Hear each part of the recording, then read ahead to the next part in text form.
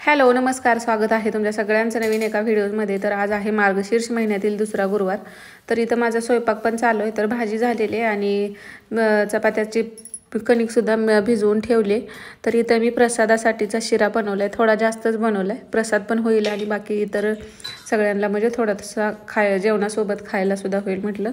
तर प्रसादाचा अगोदर आहे तो मी घरातल्या देवाला पण दाखवला नैवेद्य आणि वाटीत जो आपल्याला आता पूजा मांडणार आहे त्यासाठीचा वेगळा काढून ठेवला आणि मग गरम आहे तोपर्यंत मग जेवण वाढताना त्यासोबत त्यांना तो वाढून टाकला। आणि आता इथं ना पंचामृत बनवण्यासाठी इथं मी केळी घेतलेले। तर एक केळी घेतलेले असे याचं स्लाइस करून घेतलं। आता यामध्ये मी दही नाही टाकणार, कारण दही टाकलं तर मग ते जे आपण पंचामृत करतोय ते संध्याकाळपर्यंत खराब होतं, जास्तच आंबट होतं। तर दही नाही टाकलं तरी सुद्धा चालतं, फक्त दुधापासून सुद्धा आपण बनवू शकतो। 5 घटक मात्र यामध्ये झाले पाहिजेत, जसं की आता केळी घेतली, साखर झालं, तूप झालं, मध आहे आणि त्याचसोबत दूध आहे आणि तुळशीचं पाणी यामध्ये ठेवलं की आपलं हे पंचामृत तयार होतं। आणि तुळशीची पानं आहेत ही अशी धुवून आणली होती तर ह्याच्यामध्ये आणि शिऱ्यामध्ये पण, कारण देवाला आपण कोणताही नैवेद्य त्यावरती तुळशीचं पान जोपर्यंत ठेवत नाही तोपर्यंत तो नैवेद्य अपूर्ण असतो। तर इथं आता आज गुरुवार पण आहे, तर उंबरट्याला पण हळदीचं लेपन करायचं होतं। तर पूजेची पण तयारी चालू आहे। तर देवपूजा आजची झालेली आहे अगोदर। तर आता हे उंबरट्याची पूजा करून घ्यायची म्हटलं आणि नंतर पूजेसाठी जे काय आता इथं आजूबाजूलाच झाडं आहेत सगळी, तर आंब्याचं, चिक्कूचं, पेरूचं, सीताफळ आणि उंबराचं झाड असे 5 पालवी आणायची आहे। तर गुरुवारची पूजा शक्यतो मी सकाळची मांडते आणि आज फरशी पण पुसलेली होती, कारण इथं सुतक पण होतं, त्यामुळं आज सकाळी मी पाण्यामध्ये थोडीशी हळद टाकून फरशी पुसून घेतलेली आणि केस धुवायचे केस पण आज धुतलेले आहेत। तर आंघोळीच्या पाण्यामध्ये पण थोडीशी हळद टाकून मग केस पण धुतलेले आहेत।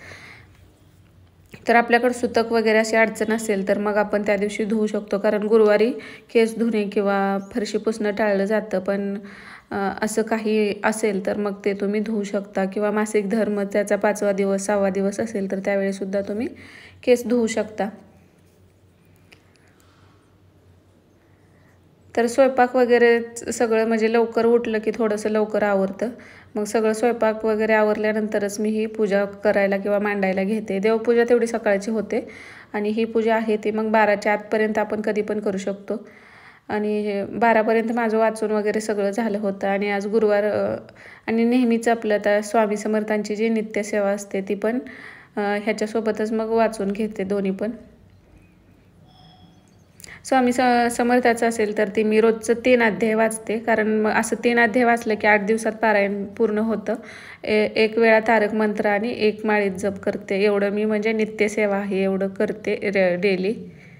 तर मला समर्थाचं पण पारायण ठेवायचं आहे, तर माझ्या डोक्यात चालू आहे की आपण पुढच्या गुरुवारी करूया, म्हणजे शेवटच्या गुरुवारी त्याचं पण उद्यापन येईल आणि ह्याचं पण उद्यापन येईल। तर बघूया, जमलं तर पुढच्या गुरुवारी करायचं चालू आहे, कारण ह्या गुरुवारी म्हटलेलं, पण ह्या गुरुवारी अजून 1-2 थोडंसं बाहेर जायचं आहे, मग ते आपलं बाहेर येणं जाणं झालं की आपल्या पूजेमध्ये म्हणजे आपल्याला वेळ भेटत नाही, त्यामुळे मग ह्या आठवड्यात करायचं टाळलं, तर पुढच्या आठवड्यात बघूयात।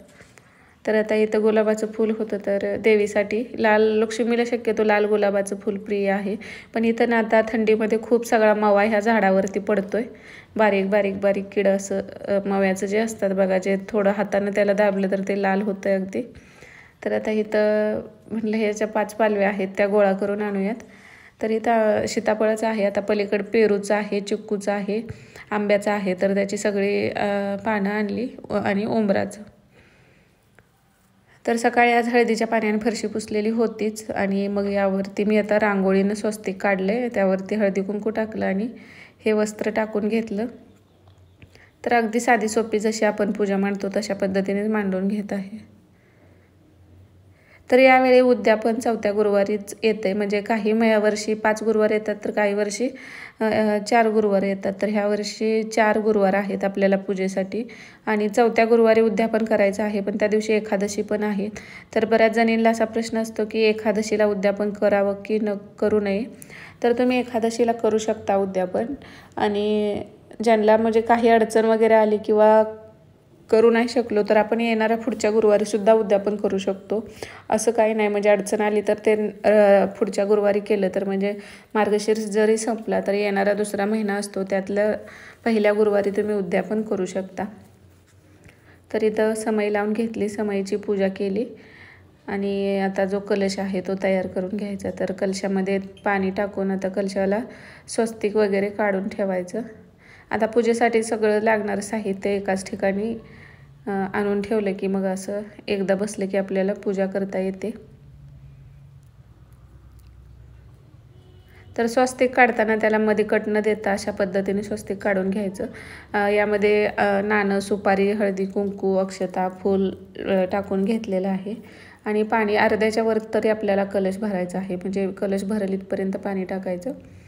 आणि यावरती आता ह्या ज्या 5 पालव्या ज्या आणलेल्या होत्या त्या ठेवलेल्या आहेत. आता ह्या 5 पालव्या आता गावाकडे कसं हे इझिली भेटतं, पण भेटत नसेल तर आपण विड्याची पानं ठेवली तर किंवा कोणत्याही झाडाची 5 पानं ठेवली तरी चालतात.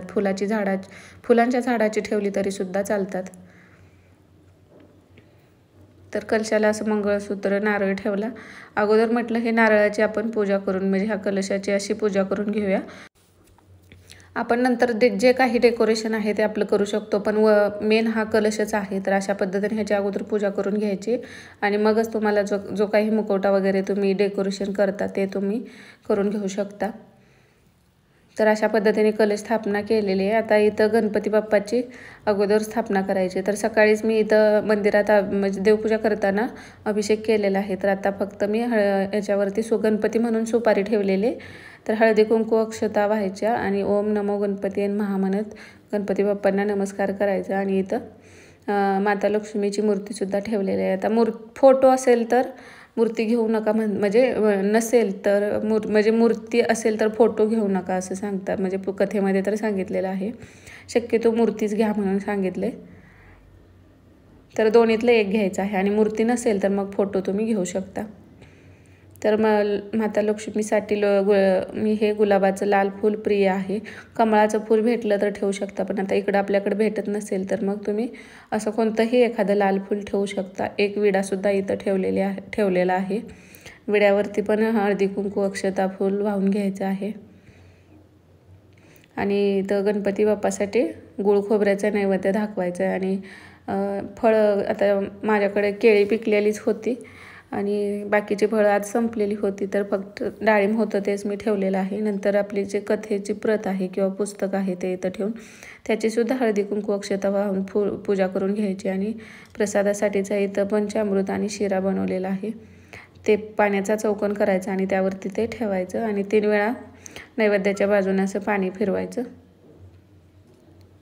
घंटीची सुद्धा पूजा करून घेतली, फूल अक्षता वाहून नमस्कार करून. आता रांगोळी आज मी फुलांचीच काढलेली होती. आता पूजेसाठी वेळ होत होता, म्हटलं असू द्या आता नंतर पुढच्या गुरुवारी दुसरी काढू. तर फुलं होती शिल्लक, मग त्याचीच थोडीशी रांगोळी काढली. नंतर मग असे हे अगरबत्ती वगैरे लावून ओवाळून घेतलं.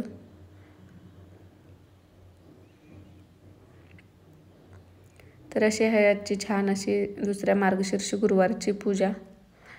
तुम्ही पूजा सकाळी करता का संध्याकाळी करता कमेंटमध्ये नक्कीच सांगा. तर नंतर आता कथा वाचून घेतली. आता ही जी कथा आहे ती अगदी छान म्हणजे छोटीशी आहे. एक 10 मिनटं लागतात आपल्याला कथा वाचून आरती करायची म्हटलं तर. आणि पाणीसुद्धा इथं मी ठेवलेलं आहे. आपण जी बाकीची आता स्वामी समर्थांचं वगैरे ते अध्याय वाचतो ते थोडंसं मोठं राहतात, त्याला वेळ जातो. पण ही जी कथा आहे आपली मार्गशीर्ष महिन्यातील ती अगदी छोटी असते आणि लवकर वाचून होते.